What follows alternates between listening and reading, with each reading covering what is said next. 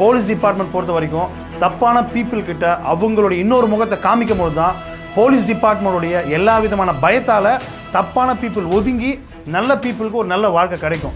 Police டிபார்ட்மெண்ட்டோட கடுமையான சில தண்டனைகளும் அவங்களோட கோவங்களும் சில இடத்துல இல்லைன்னு வச்சுங்களேன், நல்ல பீப்புள் யாருமே இங்கே வாழவும் முடியாது. சத்தியமாக சொல்கிறேன், சரியாக வாழ்றது ரொம்ப ரொம்ப ரொம்ப கஷ்டம். அதே சமயத்தில் வந்து எல்லாருமே ஈஸியாக சொல்லிடும், போலீஸ் டிபார்ட்மெண்ட்டுக்கும் ஒரு ஹியூமன் பீயிங் தானே, ஒரு ஹியூமனிட்டி இல்லையா. மறுபடியும் சொல்கிறேங்க, போலீஸ் டிபார்ட்மெண்ட் பொறுத்த வரைக்கும் நல்ல பீப்புள் அவங்க வந்து எதையும் பண்ணுறதில்ல, நல்ல பீப்புளை அவங்க எதுவும் தொல்லை பண்ணுறது இல்லை. தப்பான பீப்புளை ஏன் வந்து அவங்க தொல்லை பண்ணுறாங்க அப்படின்னாக்கா, நல்ல பீப்புளுக்கு எந்த தொல்லையும் வந்துடக்கூடாதுன்ற நோக்கத்தில் தான் அவங்க கெட்ட பீப்புளையே வந்து திட்டுறாங்க, இல்லை மிரட்டுறாங்க, இல்லை வந்து பார்த்தீங்கன்னாக்கா அதையும் தாண்டி வந்து பார்த்தீங்கன்னா அவங்களுக்கு கடுமையான தண்டனை விதிக்கிறாங்க.